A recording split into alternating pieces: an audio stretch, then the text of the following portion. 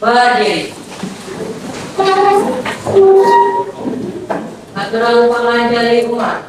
Om Swastiastu.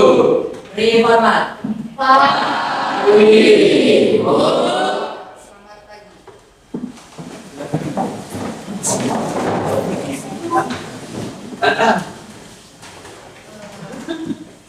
Kita mulai pelajaran hari ini. Mari kita berdoa terlebih dahulu ya. Ketua kelasnya bisa memimpin doa. Silakan memimpin doanya. Mari berdoa menurut agama dan kepercayaan masing-masing. Berdoa dimulai.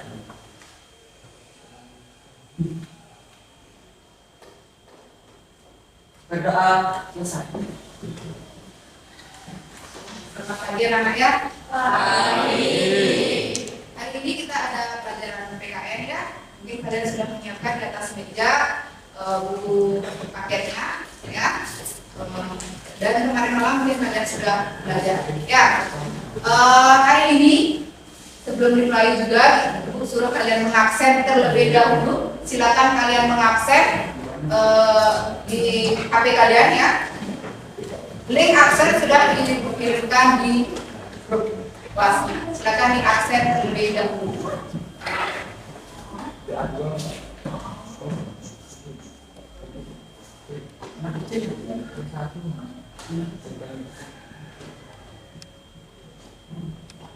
Untuk absen kalian sudah ya. Nah, sebelum mulai pelajaran di sini seperti biasa kita akan mengadakan dulu kesepakatan ya. Coba dengarkan dulu anak-anak, taruh dulu HP-nya kalau sudah selesai mengabsen, silakan taruh dulu ya. Mengadakan kesepakatan ya agar pembelajaran di kelas bisa berjalan dengan ya, yang buat kalian bisa nyaman. Tentunya Ibu akan mengadakan kesepakatan. Kira-kira apa kesepakatan yang bisa kita buat? Ya, jadi Dilarang main HP saat jam pembelajaran. ya, dilarang main HP saat jam pelajaran. Bisa? Bisa diterima ya? Terus, apa lagi kesepakatannya? Ya, biasa. Tidak boleh makan di kelas. Tidak boleh makan di kelas. Nah ya, jangan dulu makannya, nanti ada waktu untuk makan ya setelah jam istirahat. Apa lagi kesepakatannya? Ya, silakan. Dilarang ke belakang. Dilarang ke belakang.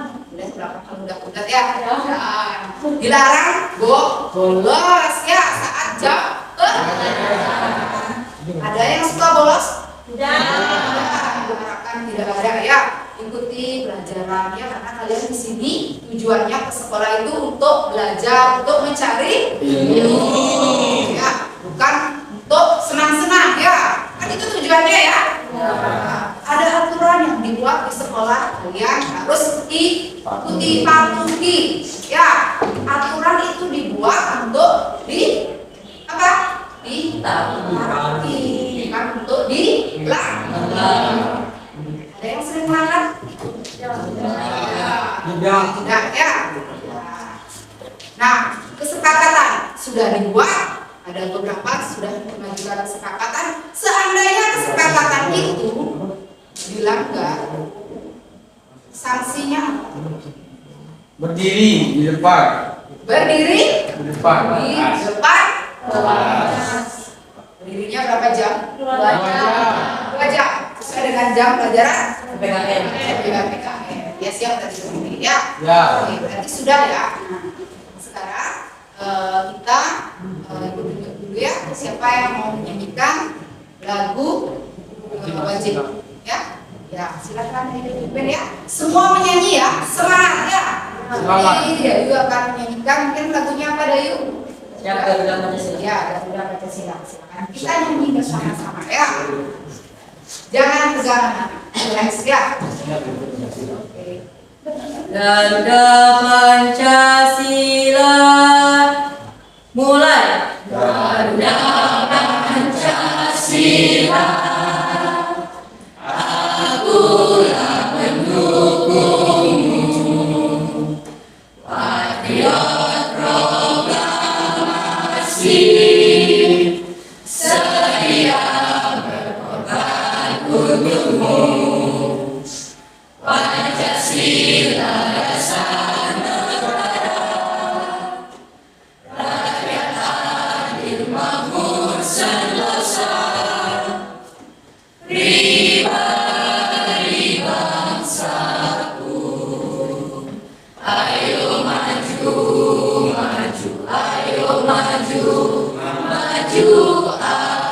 Baik,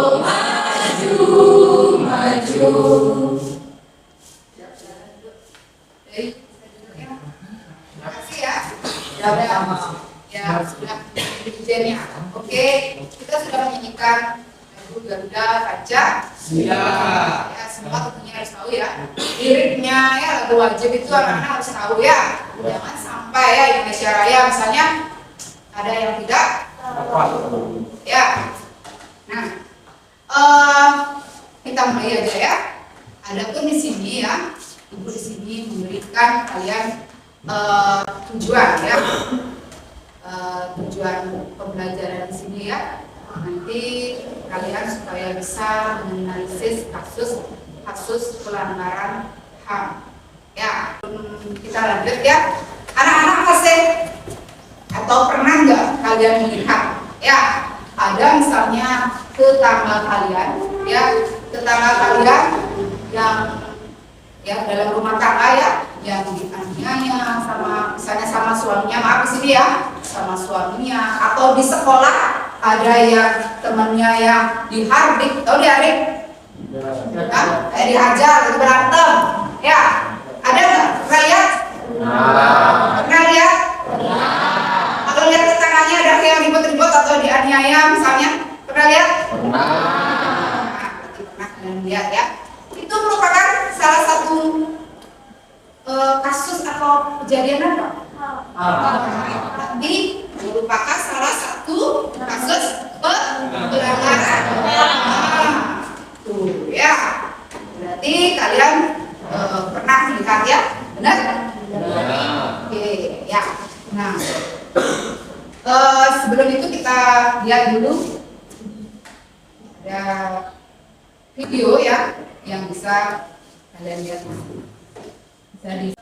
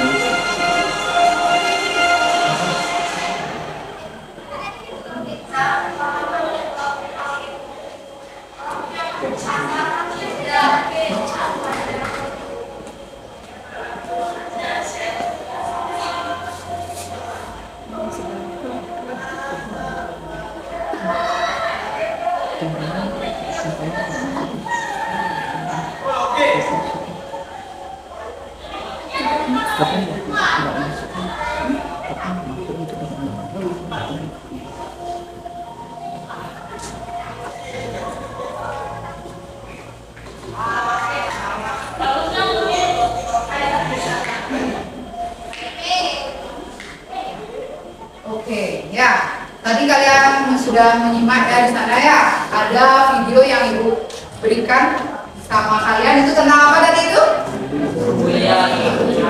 Kasus bullying. Ya. Itu yang terjadi di sekolah. Apa kalian ada yang melakukan itu di sekolah, anak? Ya. Bullying? Ya. Tidak? Boleh ya. Di sini kalian di sekolah itu sama ya. Ya, tidak ada perbedaan antara yang kaya dan yang miskin. Apalagi sampai membuli teman, sampai temannya gak berani ke sekolah. Diharapkan itu tidak terjadi. Ya, oke. Tadi sudah kita sampai video. Ya, ada apa di sini tujuan pembelajaran di sini ya? Agar kalian ya, karena ini materi kita tentang kasus pelanggaran HAM, kalian bisa menganalisis kasus-kasus pelanggaran HAM yang terjadi di Indonesia. Oke. Baiklah, kita lanjut sekarang ya.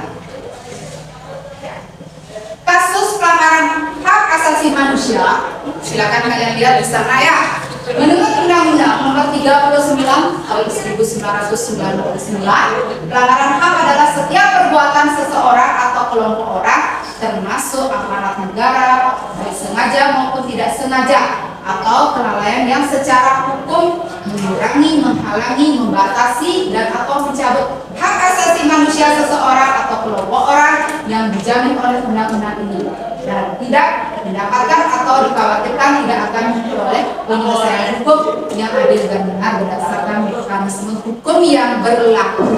Itu ada undang-undangnya ya. Undang-undangnya sudah tertera nomor 39 tahun 1999. Kalian bisa melihat di buku paket untuk lebih jelasnya lagi ya.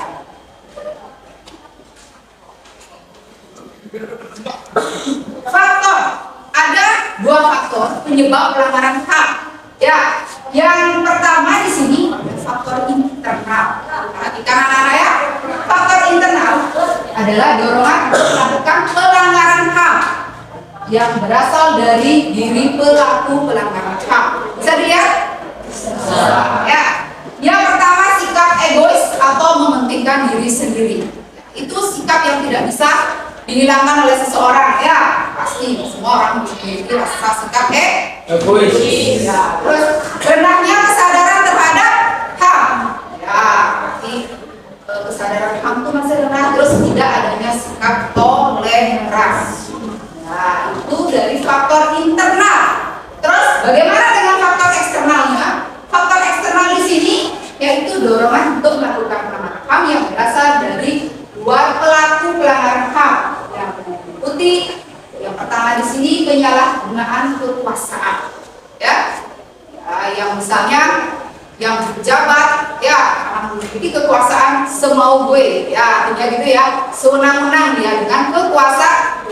Nah, seperti itu ya. Terus yang kedua, ketidaktegasan aparat penegak hukum. Yang ketiga, penyalahgunaan teknologi. Penyalahgunaan teknologi kayak sekarang ada katanya yang namanya apa? Yang nge-hack tuh. Ya, hacker ya, yang bobol-bobol apa itu?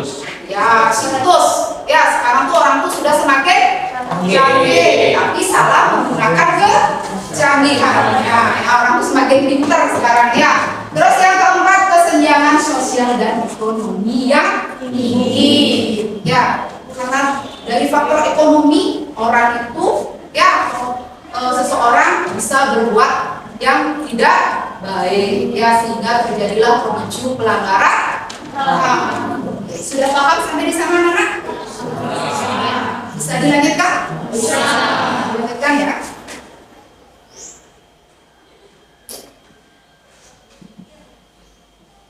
Ya. Sekarang kita lanjut ke jenis-jenis kasus pelanggaran HAM.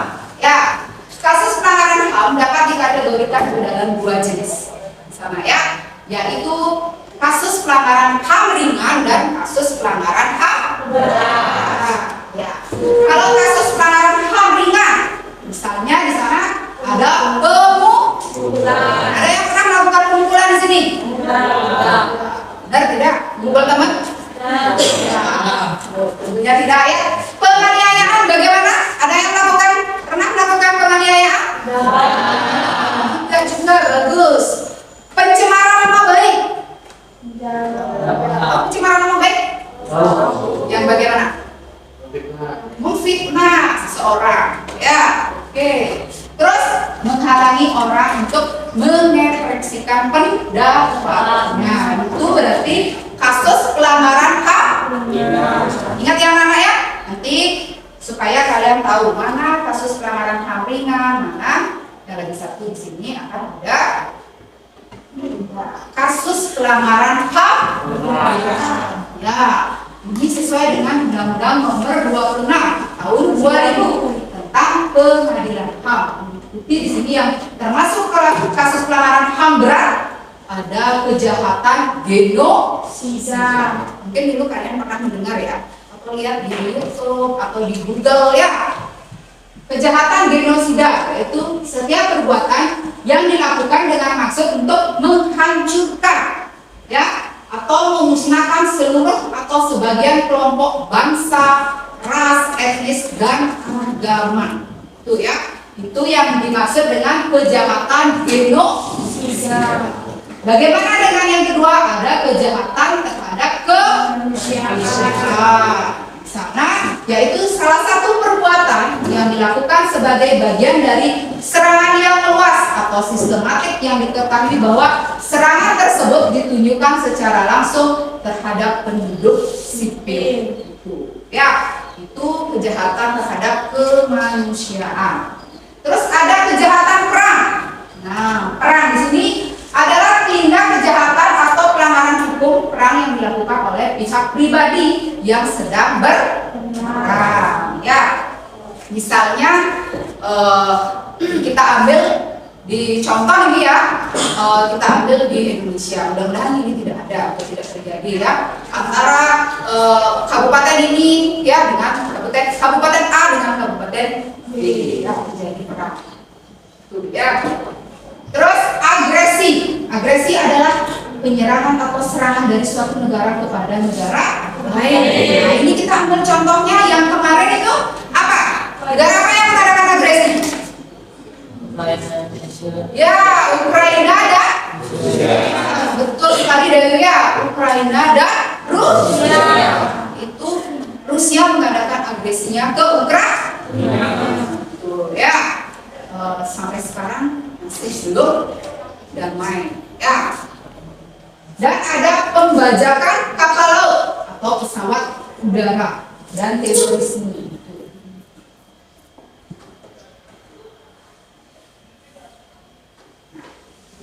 Kalau kita lihat di sini ya, kita ambil di dunia ya, kasus pelanggaran di dunia internasional tentang kejahatan di sini ya, ada bentuk penjajahan yang terjadi pada masa lalu yang dilakukan oleh negara-negara imperialis. Terus adanya pembantaian suku atau kaum minoritas, misalnya pembantaian suku Kurdi dan pembantaian warga di Bosnia, itu pernah terjadi ya. Terus pembantaian ras yang dilakukan oleh Nazi pada masa Hitler. Terus selanjutnya ada kejahatan perang yang dilakukan oleh suatu rezim dan elit politik yang berkuasa, dan penindasan ras kulit hitam saat berlakunya sistem apartheid.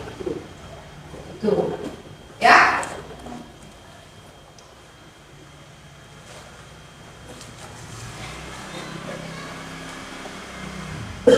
Nah, bagaimana dengan di Indonesia?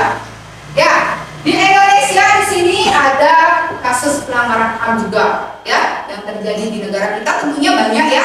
Tapi ibu ambil di sini beberapa saja ya. Ada beberapa kasus pelanggaran HAM yang pernah terjadi di Indonesia, antara lain ada kasus Tanjung Priok, kasus Masina, kasus wartawan Betnas yang bernama Udin itu yang dianiaya, terus ada kasus penghilangan nyawa aktivis HAM Munir, itu sampai sekarang kasusnya belum terungkap ya. Terus ada kasus orang hilang, tragedi Trisakti, terus ada kasus HAM Timur Timur pasca jejak pendapat, dan ada kasus kekerasan antar warga di Maluku. Ya, itu beberapa kasus yang terjadi. Ya, nah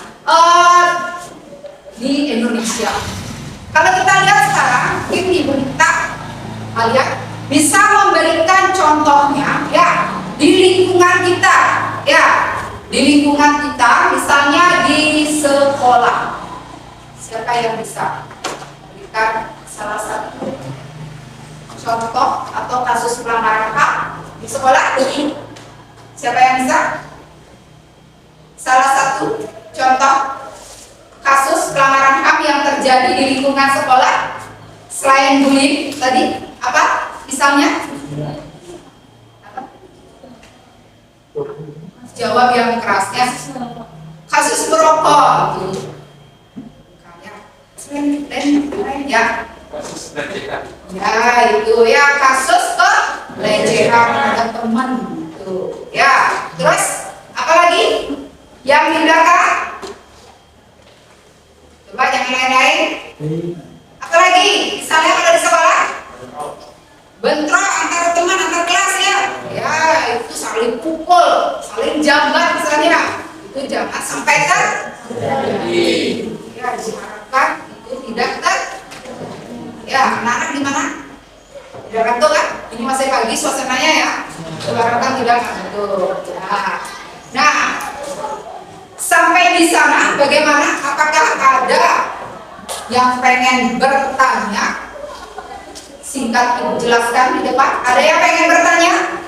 Ya, silakan. Suyase. Siapakah yang bertanggung jawab mencegah pelanggaran HAM tersebut? Siapakah yang bertanggung jawab dalam Mencegah pelanggaran HAM. yang lain sudah dengar? Suyase bertanya, mungkin bisa diulangi kembali biar teman-temannya agak keras sedikit ya. Ya. Siapakah yang bertanggung jawab mencegah pelanggaran HAM? Nah, siapakah yang bertanggung jawab dalam mencegah terhadap pelanggaran HAM tersebut ya? Siapa? Di sini tentunya pemerintah. Ya, pemerintah. Pemerintah yang bertanggung jawab. Ya, nah dari sana pemerintah membuat kayak lembaga, ya, lembaga, dibuatlah lembaga di sana. Ya, seperti adanya Komnas HAM, ya pernah dengar? Ya, Komnas HAM. Terus ada juga apa lagi? KPAI, ya, Komisi Perlindungan Anak Indonesia. Ya, ada apa lagi? Apa lagi? Komisi Komnas Perempuan. Ya, kalau ada seandainya para perempuan misalnya yang mendapatkan pelecehan ya tadi ya, yang mendapatkan penyiksaan ya, ada Komnas Perempuan yang melindungi di sana. Ya, kalau ada anak ya, kasus anak, mungkin di sini anak yang dianiaya orang tua, punya orang tua tapi dianiaya misalnya ya, itu ada juga yang membela kita, ada Komisi Perlindungan Anak Indonesia. Ya, atau KPAI. Ya, sudah sampai di sana bagaimana anak-anak? Sudah. Boleh ibu bertanya sekarang? Maaf. Pertanyaan ibu apa ya? Tentang kasus pelanggaran HAM juga ya di sini ya. Apa penyebab pelanggaran HAM? Apa penyebab terjadinya pelanggaran HAM? Siapa yang bisa menjawab? Ya, silakan guys. Sikap egois mementingkan diri sendiri, sikap tidak toleran, umumnya kesadaran tentang HAM. Ya, sikap egois, sikap kurangnya toleran, terus rendahnya kesadaran tentang HAM. Tadi kan sudah juga ibu paparkan di sana. Ya, berarti sudah ya. Ya, sudah kalian mengetahui tentang materi tentang kasus pelanggaran HAM. Ya, oke. Masih ngantuk? Bagaimana kalau kita breathing dulu ya, biar kalian fresh ya. Ya, biar enggak semangat ya. Ini baru jam berapa ini? 8.31. Jam berapa? 5.9. Ya, oke kita breathing dulu ya anak-anak. Tepuk, oke? Oke, bagaimana? Udah bisa? Tepuk PPK. Religius, nasionalis, mandiri, gotong royong, integritas. Ya, diulang kembali ya. Oke, diulang kembali. Atau ada yang mau memimpin di depan? Siapa mau memimpin? Breakingnya, biar semangat, biar kalian fokus. Siapa yang mau? Ya, coba ya kita biar fokus kembali, biar nggak lesu. Ya, anak belajarnya biar semangat terus. Oke, silakan semua mengikuti ya. Tepuk PPK. Religius, nasionalis, mandiri, gotong royong, integritas. Oke, semangat ya. Ya udah ya, cukup ya speakingnya ya. Oke, silakan. Ya nanti ibu berikan breaking lagi biar kalian tetap semangat ya. Oke, karena kita materinya sudah, sekarang ada sebuah ini ya, tugas kelompok ya. Kalian silakan mencari kelompoknya ya, kelompok masing-masing ya. Silakan nanti ibu akan kita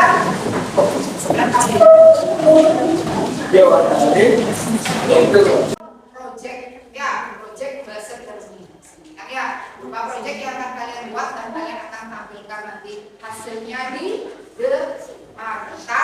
Salah satu contoh kasus pelanggaran ya, waktu ibu berikan 10 menit atau 15 menit untuk mengerjakan ya, 15 menit untuk mengerjakan. Nanti masing-masing kelompok mempresentasikan hasilnya ya, semua kelompok ke depan. Udah paham? Ada yang ditanyakan anak-anak?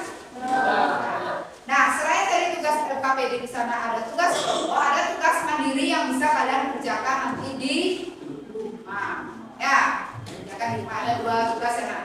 Tugas mandirinya di rumah dikerjakan. Ya? Oke, silakan dilanjut. Lanjutkan kerjakan.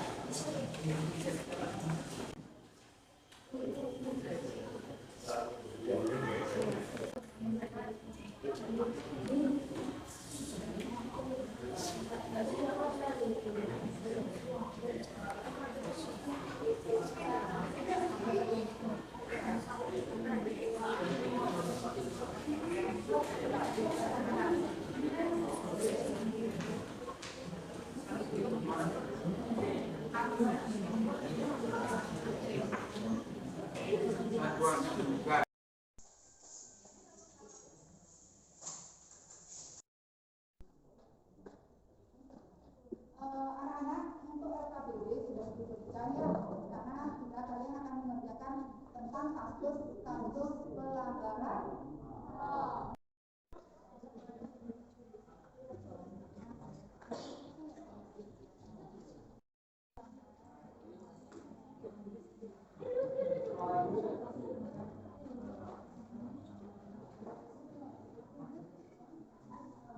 Silakan siap-siap untuk kelompok 1, yang lainnya duduk dengarkan apa yang dipresentasikan dari kelompok 1. Ya, silakan kelompok 1 silakan maju ke depan. Ibu berikan waktu.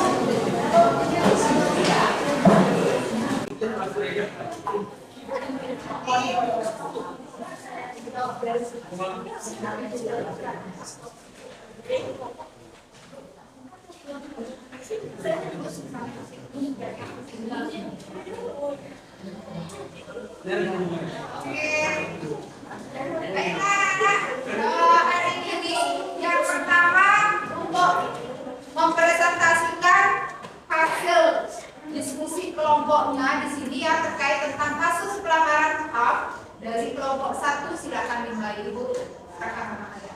Om Swastiastu. Om Swastiastu. Perkenalkan, kami dari kelompok 1 akan mempresentasikan mengenai kasus pelanggaran HAM yang terjadi pada SD 6. Sebelum itu, perkenalkan nama saya Fedis Yasir. Perkenalkan nama saya Kapan Krisa Jadi. Perkenalkan nama saya Christian Sowas. Kenalkan nama saya Perkenalkan nama saya Ida Dewa Pratanda. Perkenalkan nama saya Reda Haryani. Perkenalkan nama saya Fedis. Berikut Giri akan menjelaskan siapa sih Angelin itu.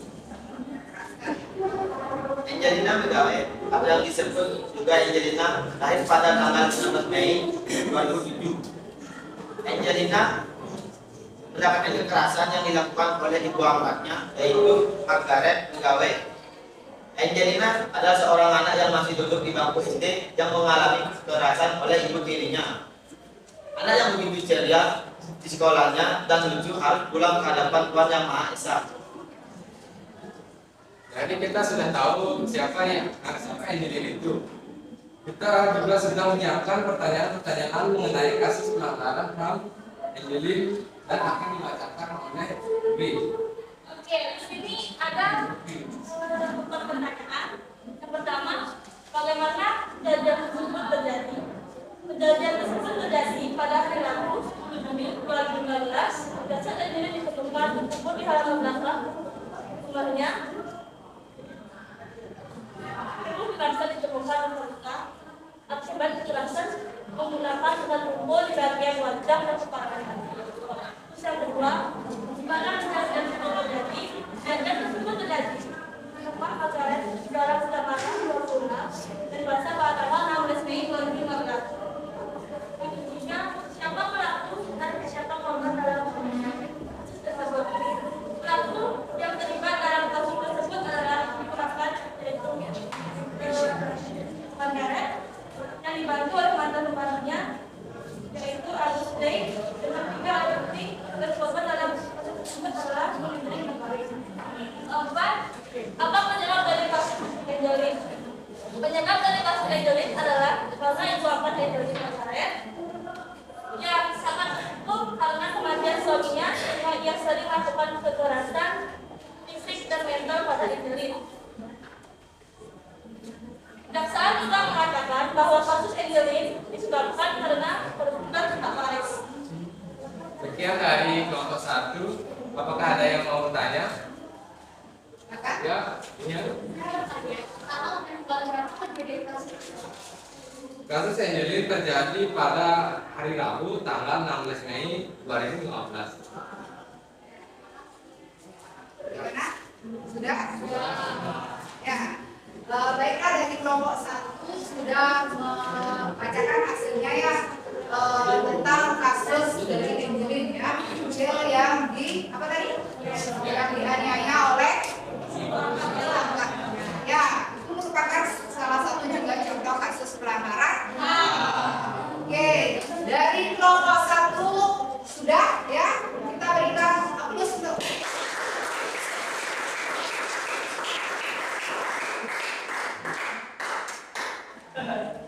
silakan bisa. Jadi kita akan lanjutkan siap-siap untuk kelompok 2. Next. kelompok 2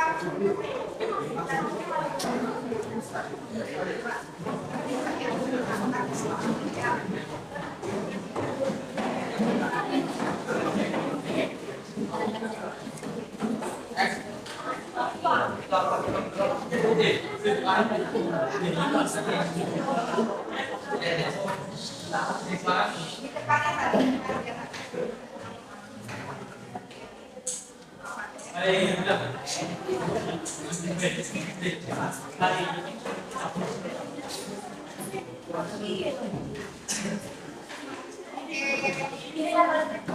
Baiklah, ini kita ada kelompok 2 ya.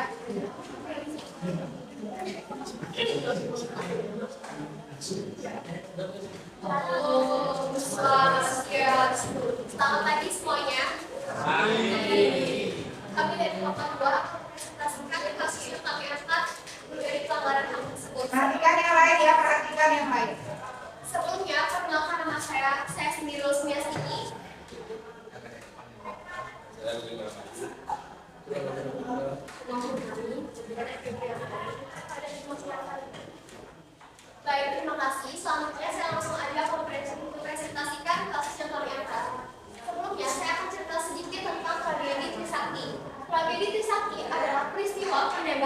pada tanggal 21 Mei 1998 pada mahasiswa saat demokrasi menuntut Soeharto turun dari jabatannya. Kejadian ini menewaskan 4 mahasiswa Universitas Jakarta Trisakti Indonesia dan mahasiswa lainnya mengalami luka.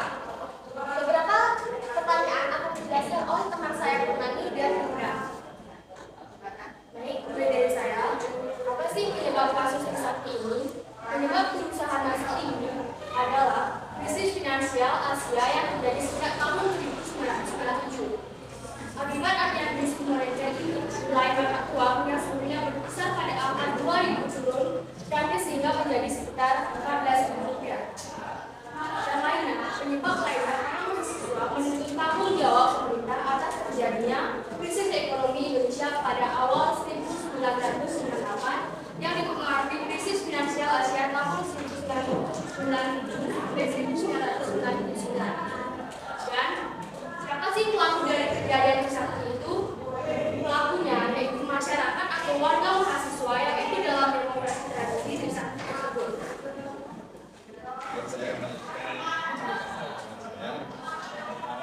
Kenapa kejadian Trisakti terjadi? Pada tahun 1998, ekonomi Indonesia mulai goyang yang disebabkan oleh krisis finansial Asia sepanjang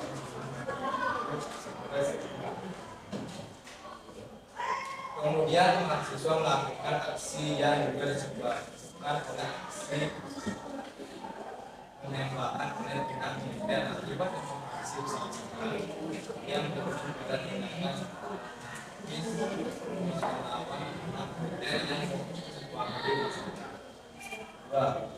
bagaimana tentang kejadian tersebut? Kejadian ini terjadi secara perlahan menuju gedung MPR atau DPR melewati kampus. Nah, itu dari pertanyaan yang Anda sampaikan atau kelas Trisakti, apakah dari kalian akan bertanya mengenai kasus yang kami angkat? Ya, silakan. Yang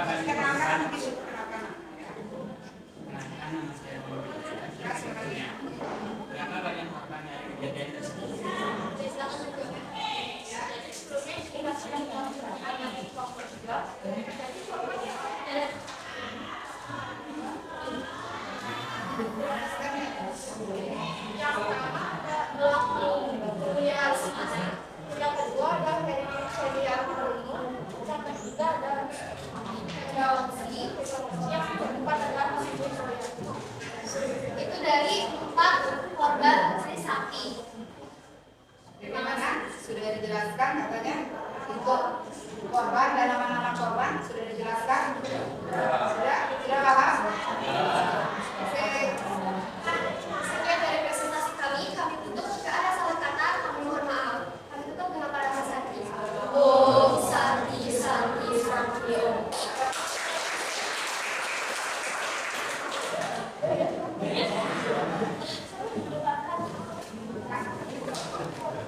Sudah dua kelompok di sini ya. Kita akan lanjutkan dengan kelompok 3. Silakan kelompok 3 tampil ke depan.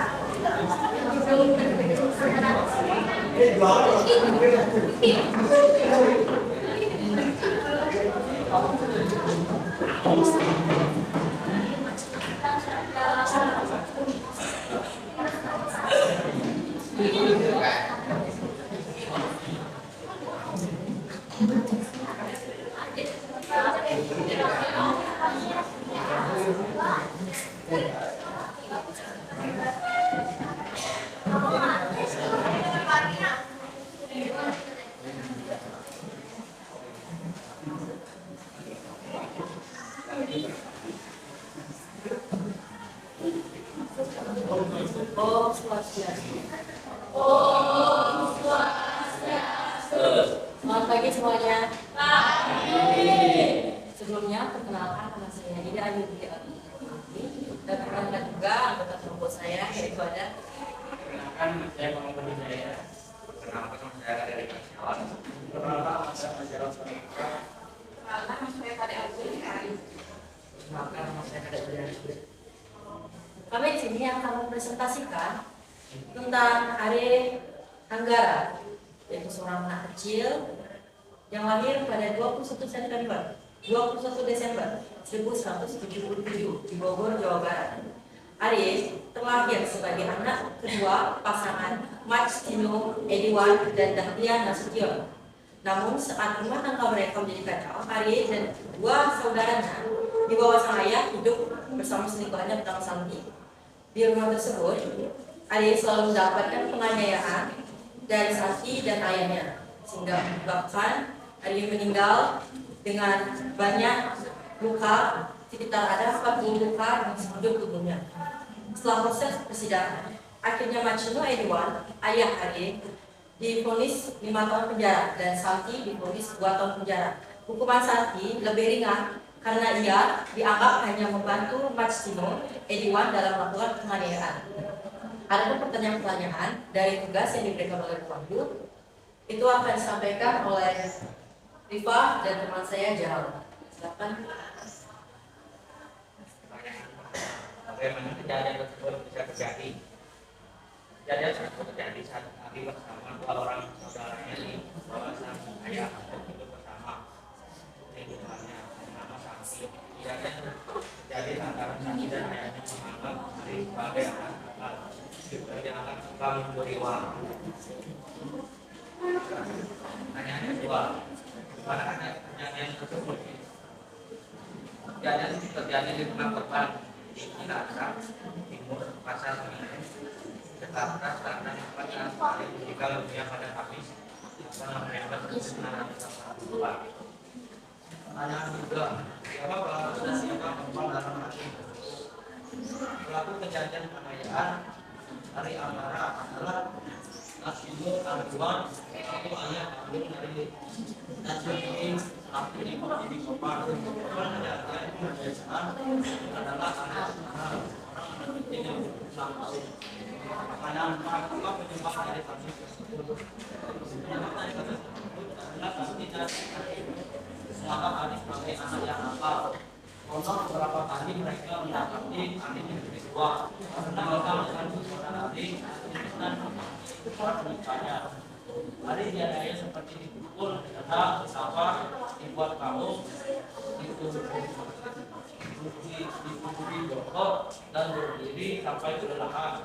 Kepalanya dibenturkan ke tembok dan dikurung di dalam kamar mandi.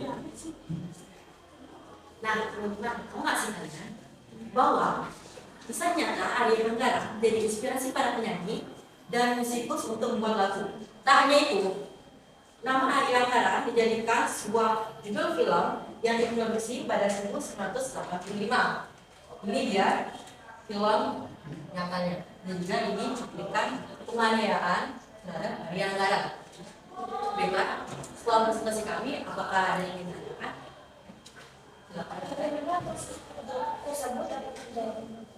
Mungkin pertanyaan dari mana akan dijawab oleh teman saya, yaitu Alfi. Penyebab dari kasusnya karena Santi dan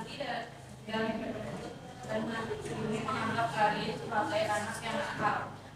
Konon beberapa kali mereka mendapati Ari mencuri uang karena kesal dengan perbuatan Ari. Martino dan Santi telah menyiksa Ari dianiaya seperti dipukul, ditendang, ditampar, dibuat takut, dicuri jongkok dan berdiri sampai kelelahan. Kepalanya dibenturkan ke tembok dan dikurung di dalam kamar mandi. Apakah jawaban itu sudah mencukupi Wanda? Ada lagi yang ingin ditanya? Kapan kejadian itu terjadi?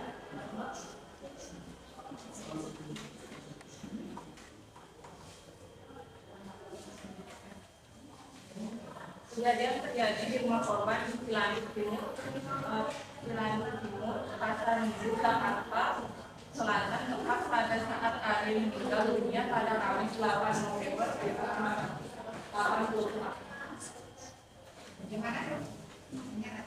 Bagaimana untuk diwacanakan sudah? Ada lagi yang bertanya? Itulah mungkin segitu saja presentasi dari kelompok kami. Kami mohon maaf apabila ada kesalahan kata. Jangan Kurang menyenangkan di tinggalnya. Sekian dari kami, terima kasih dan kami akhiri dengan para saksi.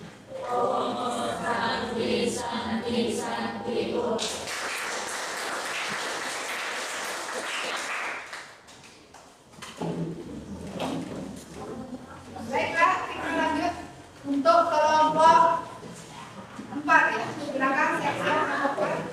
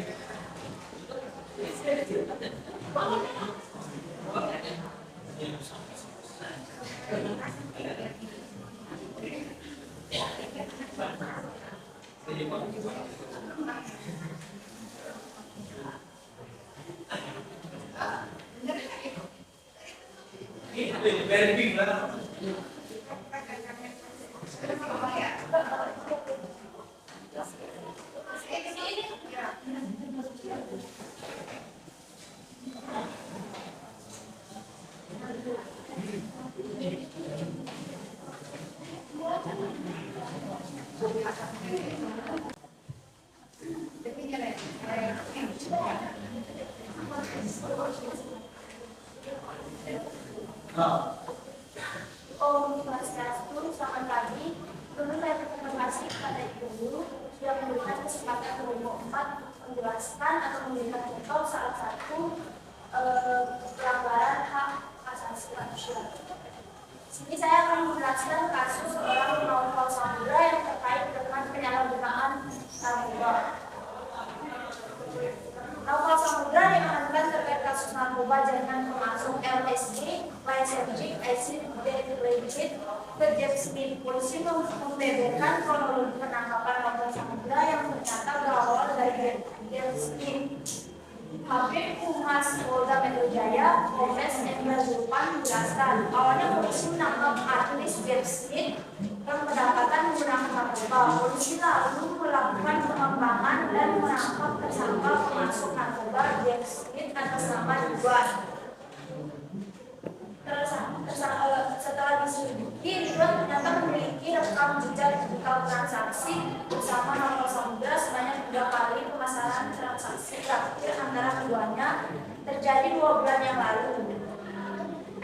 Hasil tes urin juga negatif sehingga terdapat Naufal Samudra menembus statusnya yaitu sebagai saksi, yakni seorang saksi dan tidak terbukti bahwa dia itu mengkonsumsi narkoba. Dan di sini Naufal Samudra hanya terbukti sebagai saksi, namun kata Zulpan meski negatif narkoba polisi alasan melakukan rehabilitas kepada Naufal Samudra karena belum tentu dia tidak pernah mengkonsumsi narkoba tersebut. Langkah berikutnya adalah kita akan melakukan rehabilitas yang bersangkutan ke RSKO yang ada di Cibubur sebagai langkah edukasi daripada kepolisian dalam rangka pencegahan penggunaan narkoba khususnya kepada generasi muda sebagai publik juga menyikapi dan adanya perpol atau peraturan kepolisian nomor 8 tahun 2021 terkait dengan restoratif untuk kehidupan. Di sini saya akan memberikan pertanyaan yang dibebaskan oleh Bu Wahyu dan di sini akan dibacakan oleh Arga. Juga untuk pertanyaan yang pertama, bagaimana kejadian ini? Kejadian ini terjadi di Jakarta pada tanggal 7 Januari 2022. Pertanyaan yang kedua,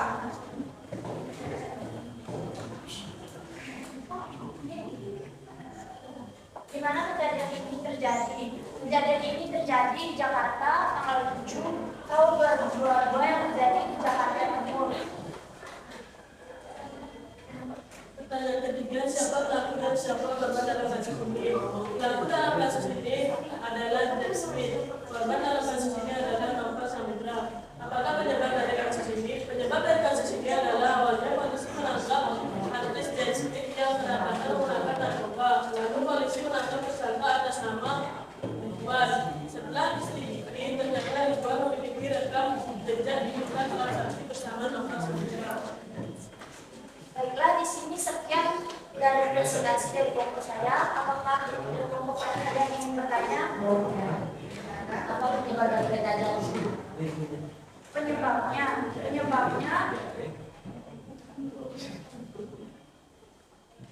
artis James Smith yang kedapatan menggunakan narkoba lalu polisi menangkap tersangka atas nama Ridwan. Setelah diselidiki, ternyata Ridwan memiliki rekam jejak digital transaksi bersama Novel Samudra dan transaksi tersebut terbukti melakukan transaksi selama 2 kali. Sudah. Ada lagi yang pengen bertanya? Kelompok lain? Ya, silakan. Kejadian tersebut terjadi pada tanggal 7 Januari, terjadi di Jakarta Timur pada tahun 2022. Ya, 7 Januari 2022 terjadi di Jakarta. Bagaimana? Ada lagi yang bertanya? Jadi kalau tidak untuk kelompok 4 bisa mengakhiri ya. Sekian dari presentasi kelompok saya. Jika ada kesalahan kata yang merupakan dari kalian, saya meminta maaf sebesar-besarnya. Saya akhiri dengan cara satu.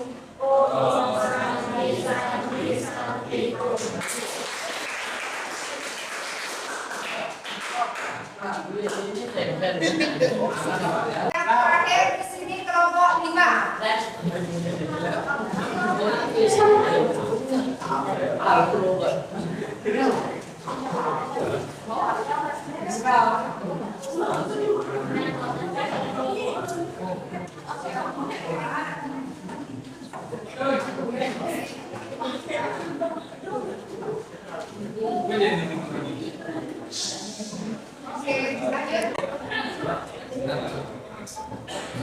Selamat pagi teman-teman. Kami dari kelompok 5 akan mempresentasikan tentang hak asasi manusia. Kelompok kami mengambil kasus aksi bom Bali 2002. Pertama-tama perkenalkan nama saya Rita Jumari dan nama kelompok saya. Perkenalkan nama saya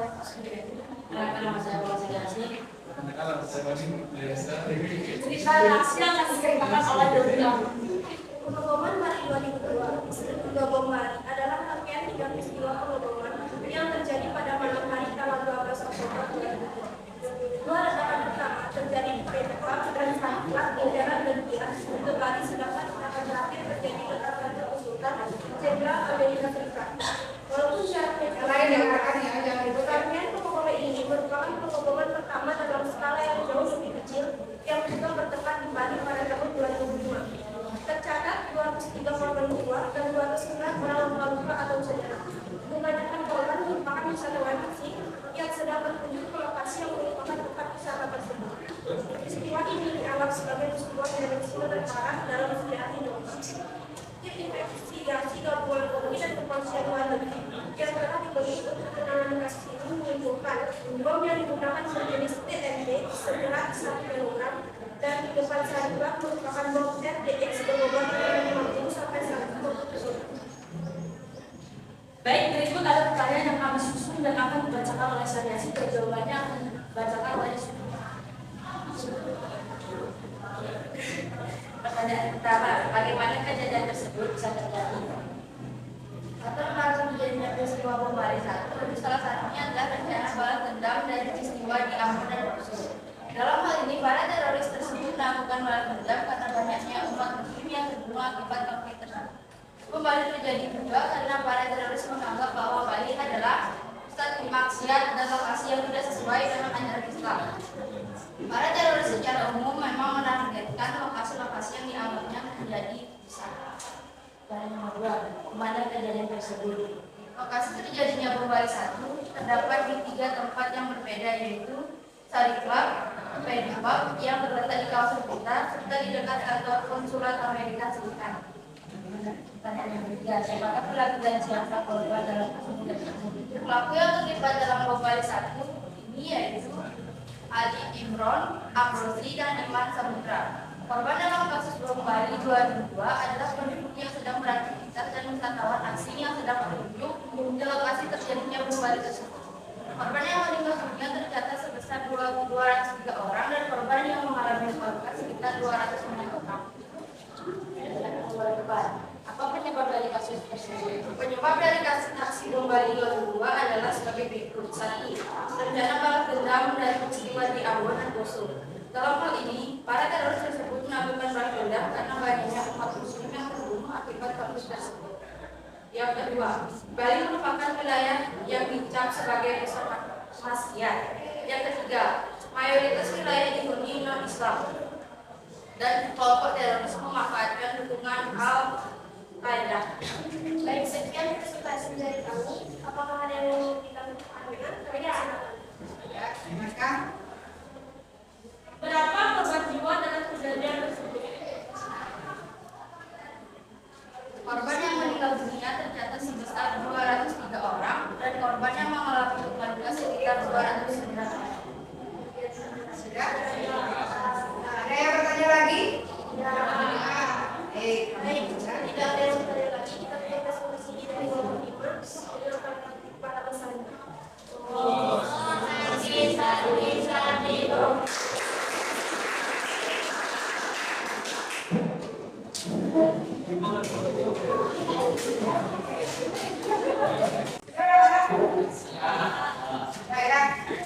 Tadi beberapa kelompok sudah mempresentasikan ya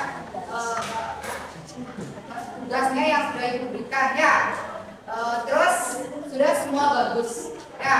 Lihat di sini dari masing-masing sudah bagus, sudah tertekan. Pertanyaan apa yang diberikan sudah kalian jawab di sana. Terus sudah ada yang tanya jawab ya.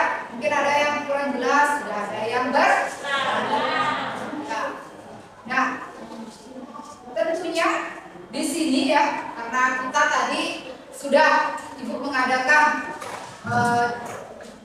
presentasi kalian, ya, ada hasil, ya, ada hasil yang Ibu berikan, ya, sekedarnya ya, dari masing-masing kelompok, ya, semuanya sudah bagus, ya, tapi tentunya pasti ada yang Ibu kasih yang satu, yang dua, tiga ya, intinya semua ya, hanya sekedarnya namanya dari Ibu ya, Ibu berikan reward untuk kalian dari hasil apa yang kalian sudah buat tadi diskusi kalian ini ya, ya. Ibu berikan dari yang pertama dulu ya di sini ya, Ibu berikan dari kelompok berapa ya kira-kira, kelompok berapa?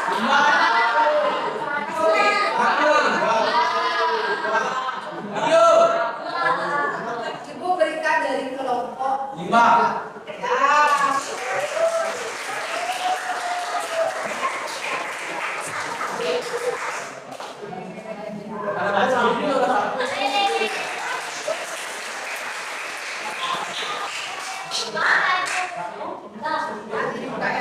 Terus untuk yang kedua di sini Ibu berikan kelompok 5. Ya, Ibu berikan dari kelompok 2.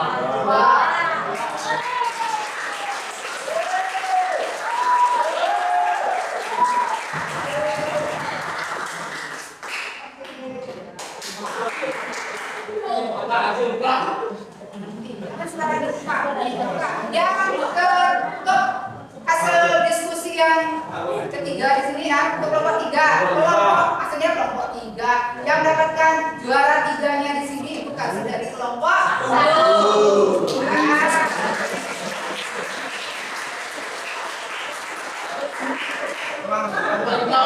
Oke,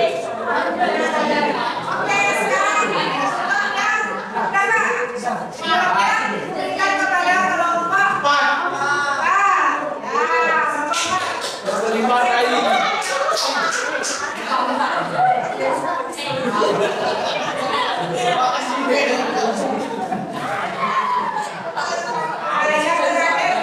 ada kelompok 5.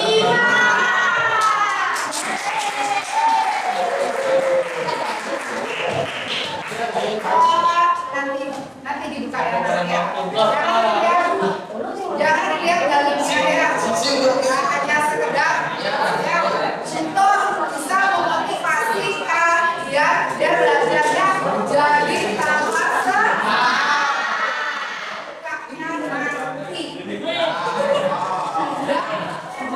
Kakak Nari ya. Sekarang kita lanjutkan dulu ya. Nah, kita lanjut. Sudah bisa dilanjutkan? Oke. Lanjut hari ini. Siapa yang bisa menyimpulkan dari materi yang sudah Ibu berikan dari awal sampai akhir? Siapa yang bisa? Oke, perhatian. Ya, silakan. Ya, silakan. Silakan ya.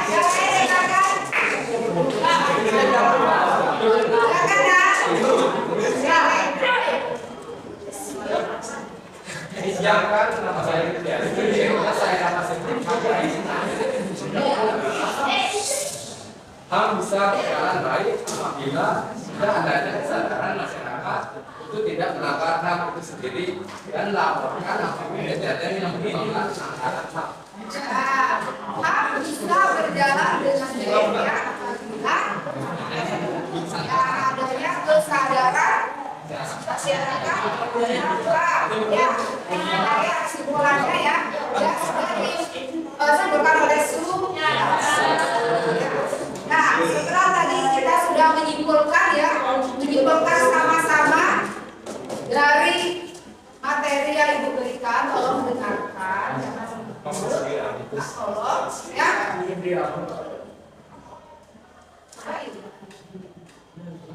Ya, ada tentunya Ibu memberikan refleksi kepada kalian. Ya, refleksinya di sini Ibu akan bertanya. Coba dengarkan apa yang kamu ketahui tentang materi hari ini. Siapa yang bisa memberikan refleksinya? Ya, silakan. Ya. Saya dari mengetahui tentang kasus pelanggaran HAM dan mengetahui tentang undang-undang pelanggaran HAM. Saya jadi mengetahui ya refleksinya kasus tentang pelanggaran HAM itu bagaimana dan apa sih undang-undangnya yang mengatur dari pelanggaran HAM. Nah, yang untuk refleksi yang kedua, apa yang akan kamu lakukan ya agar bisa menjadi lebih baik pembelajaran dari ini bisa menjadi lebih baik. Ya, silakan.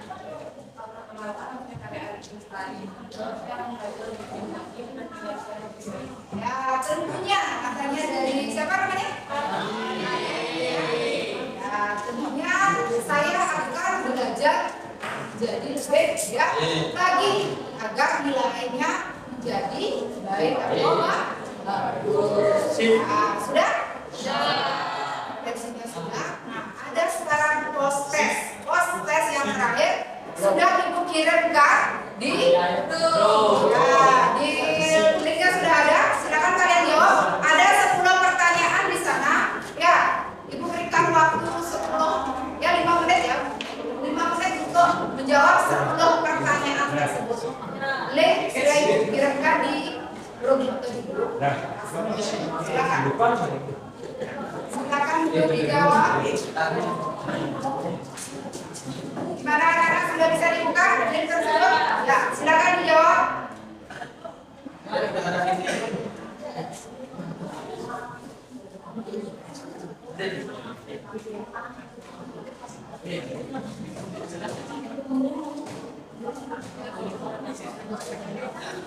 Tidak ada ini bisa.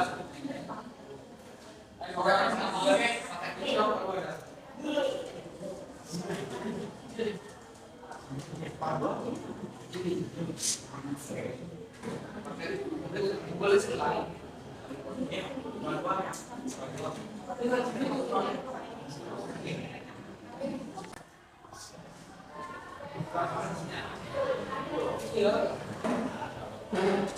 Gimana Kak? Sudah? Aku sudah bisa.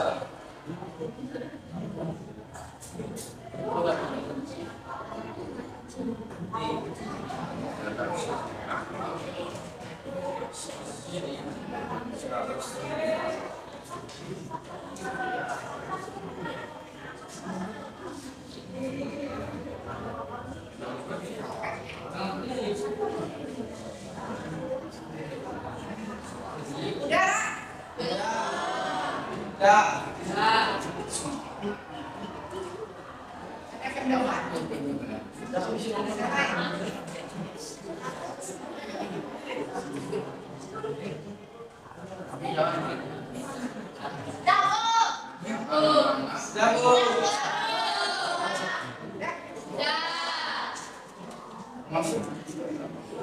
mana ya? Nanti ibu akan cek hasilnya ya. Kalian sudah jawab dari proses yang sudah ibu berikan ya. Mudah-mudahan hasilnya bagus ya. Prosesnya sesuai dengan materi yang sudah ibu paparkan. Ya. Ada lagi yang ingin ditanyakan? Ya. Kita breaking lagi. Ya. SPK-nya apa sekarang? Salut. Siapa yang bisa memberikan SPK di depan? Bisa. Bisa? Ayu. Sekarang Ayu coba. Ya, siapa bisa? Apa lu? SPK. Ada AC. Bisa ada AC. Belum. Udah kayak tadi. Bisa. Ya. Ayo, silakan. Sebelum mengakhiri. Ayo lagi sekali aja. Mungkin sedikitnya kita cukup PPK lagi kali ya? Ya. Yang masih ingat kan? Masih. Yang mana semuanya masih ingat ya? Ya. Oke, kita mulai. 1, 2, 3. Tembok PPK. Religius, nasionalis, mandiri, gotong royong, integritas.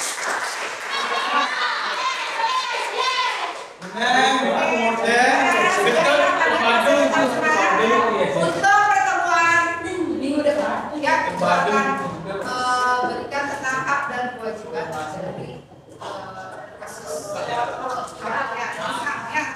Ya kalian bisa pelajari nanti materi yang ada di paket minggu depan ya. Baiklah, karena sudah tidak ada yang bertanya, karena materi sudah selesai, Ibu akan akhiri ya. Mungkin bisa di feedback.